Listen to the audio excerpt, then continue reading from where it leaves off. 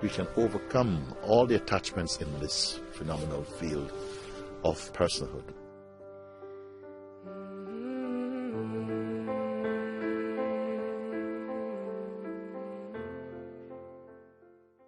Sometimes we conceive of something, it can feel like we have been living with a certain kind of condition of fear, or a tendency to be very judgmental, or there's something troubling us. And it seems to occupy and preoccupy much of our attention in the waking state. And you may have gone and seen and had therapies about it, and spoken to people about it, and tried to, to say how much this thing has really been so disturbing. But I've found that sometimes people appear to be talking about these things, but it's almost, they're indulging in it also. The one who, when we begin to look at something earnestly, and especially if you have someone who is able to guide you, of how to be with that even by yourself, how to sit with that and inquire into it and to look, because when it is clearly seen, it is amazing how it just falls away when you are not feeding it. Now we may think we're not feeding it. No, I want to get rid of it. But we feed it with our belief. We believe the thing is so real and so but why do I feel this way whenever I get in front of this person? And why is it that whenever I'm on trains or something, I always feel like seasick and so on? And we can feel that there are physiological reasons for it, or psychological reasons, we can say.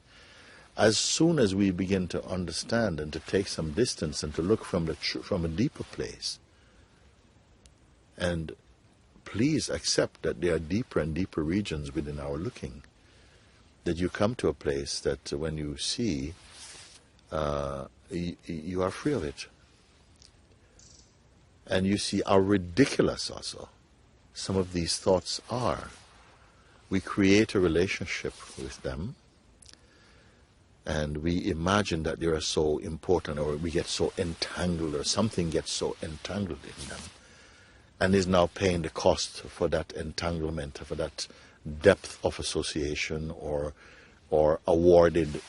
having awarded this thing with so much credibility. And then you see that they're just concepts. They're concepts believed in, and our mental attitude is reinforcing them, because we identify so strongly with personhood, which is the fertile ground for these negative forces to be active, you see. And as soon as you see through it, you can walk away. You may look back and thought, wow, how could that have troubled me for so long? You see? Please accept that God has provided, through the instrument of this body and the intellect and the powers of discernment and so on, and the ability to mature and to move on and above lower concepts, that is a reality. And with this we can overcome all the attachments that are possible to develop in this phenomenal field of personhood. Personhood is itself something to be transcended also. And so sometimes we must not respect our problems too much, the sense of problems, because they have no original strength or truth in them. As we take them more deeply into our introspection, into our inquiry, and begin to discover more and more the depth from where the real seeing emerges, and that these are simply shadows and shapes appearing in the infinite space that you are. Their spell and power and virility is broken.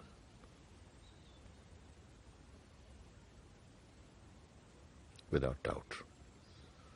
I'm not asking you only to believe this, but to apply it, you see. Now, these are for those who are particularly familiar with this path of Advaitic inquiry, of looking. It is not difficult. The mind is, it's so difficult, it's so mental and so on. The mind is mental. The inquiry actually is a simple, direct, and skillfully unsparing at exposing what is untrue. Sometimes we are not wanting or willing to see something for the untruth it is, because we have an emotional connection with it. But for one to be free, we must be willing to transcend or to give up that emotional connection, to enjoy a higher state of consciousness. There's nothing, at some point, there will come a time when nothing on this earth is going to be important for you. There is going to come a moment, that moment, when nothing on this planet is going to be important to you. Not even this will be important. You see, what is important is that you hold to the truth you have discovered in your heart. And the grip of all these things will vanish, will dissolve, because they are not real, they're not made as, they're not realities. You see. Bless you. Happy, fulfilled life. God bless you.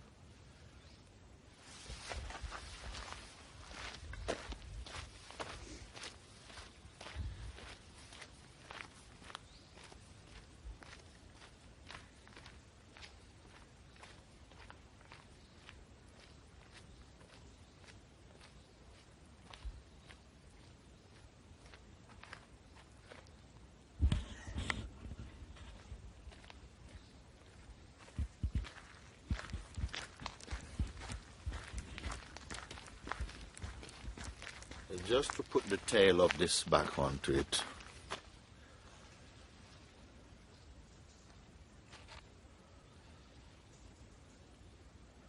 While the soul is immersed in the delusion of personhood, it will suffer all these kind of attacks. So many things wants to somehow join it and to somehow get involved. It's attracted to so many things. You see, a field of good and bad. It must be pulled up. Yes, because we are afraid we fall. You're going to fall into some abyss of. No, you fall upwards into the embrace of the Supreme. Stay low in the arrogance of personhood, and we will taste suffering. Choose the higher, even not having any firm conception of what it is. Just choose the higher. It is instinct for the one who is heading for freedom to just have a sense of the higher, you see, the purer, the perfect, and be pulled upwards into it, so to speak. No? So while the soul is immersed in its own self-interest and its own projections, taking them to be real, it will suffer them. One must transcend oneself. In a sense, you must destroy yourself in order to find yourself. You must destroy that within you, within ourselves, which is not true. Because both is there. That which is untrue, which is limited, or only relatively true, meaning that at a certain stage it's effective, it's important, but at a higher stage it is dissolved. It has nothing to contribute to you. Thank you. Alhamdulillah. Thank you. God bless you.